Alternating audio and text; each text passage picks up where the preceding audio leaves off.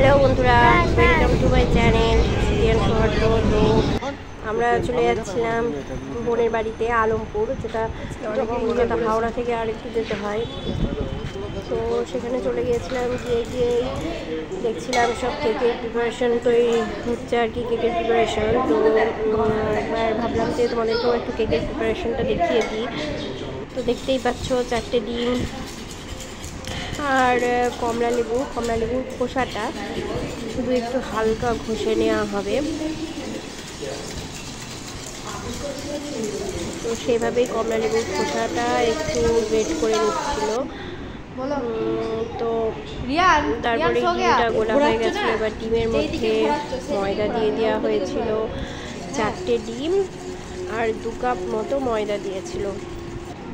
তো সেটাকেই ভালো করে ফাটানো চলছিল। আর তারপরে ফ্লেভারের জন্য একটুখানি কমলা লেবুর রস নিয়ে নেওয়া হয়েছিল। আর তারপর এই যে ডিম আর ময়দার যে মিশ্রণ, সেটাতে যাতে একটু গন্ধ না বেরোয় তার জন্য একটু পাতিলেবুর রস দিয়ে দেওয়া হয়েছিল। তারপরে দেখতেই পাচ্ছ যে কমলা লেবুর রসটা অনেক হয়ে গেছে। এটা হচ্ছে টুটি।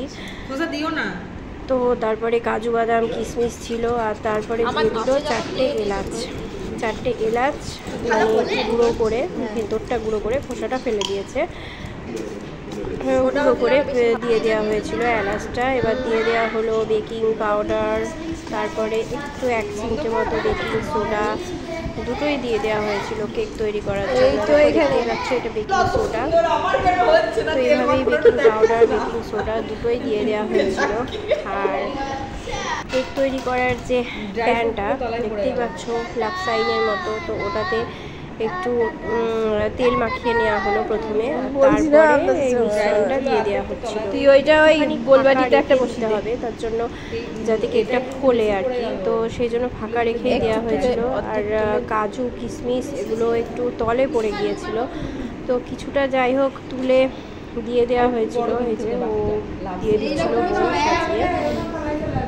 তো এইভাবে কিছুটা নাটস আর কি দিয়ে দিচ্ছিল, বাদাম কিশমিশ। আর তারপরে যে উপরে সাজাবে তো আর দেওয়া যাবে না, তাহলে তো একবারে খুলে বেরিয়ে আসবে আর কি। তো সেই জন্য লাস্টের টুকু একটু 2 কি 3টে কাপ লেগেছিল, ওর মধ্যে ঢেলে দিয়েছিল। তো এইভাবেই আমাদের কেকের মিশ্রণটা তৈরি হয়ে গিয়েছিল। তো পরে ভেবেছিলাম একটু এরকম সাজিয়ে দিই কাজু বাদাম।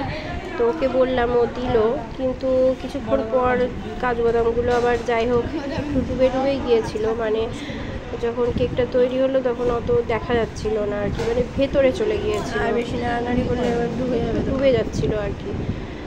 যাই হোক, তো এইভাবেই কেকটা আমাদের রেডি হয়ে গেছিলো। আর এরপরে দিয়ে দেখছো টুটি ফুটি দিয়ে দেওয়া হচ্ছিলো, এগুলোকে বলছে টুটি ফুটি। তো তারপরে কড়াইয়ের মধ্যে এরকম লবণ দিয়ে দেওয়া হয়েছিল।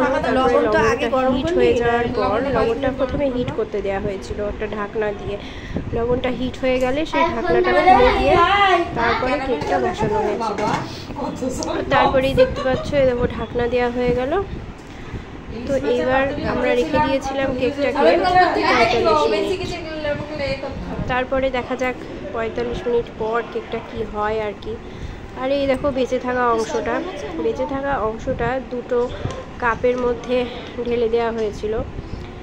সেটাও যাতে একটু ফোলে তার জন্য জায়গা রাখা হয়েছিল, কিন্তু যাই হোক পরবর্তীকালে আবার একটু বেশি বেঁচে দেওয়া একটু বেশি লোড হয়ে গেছিলো কাপগুলো। তো কাপ একবারে হওয়ার পর কাপ থেকে বেরিয়ে চলে আসছিলো কেকগুলো। যাই হোক মানে কেকটা ভালো তুলেছিল আর কি। আর টেস্টও হয়েছিল কেকটা, সত্যি বলছি দারুণ টেস্ট হয়েছিল। যেভাবেই আমরা করি না কেন, বেশ তোমার ওই এলাচের গুঁড়ো, তারপরে ওই কমলা লেবুর খোসাটা গ্রেট করে দেওয়া হয়েছিল, তো এই পাতিলেবুর রস, তো এগুলোর গন্ধে বেশ কেকটা ভালোই হয়েছিল।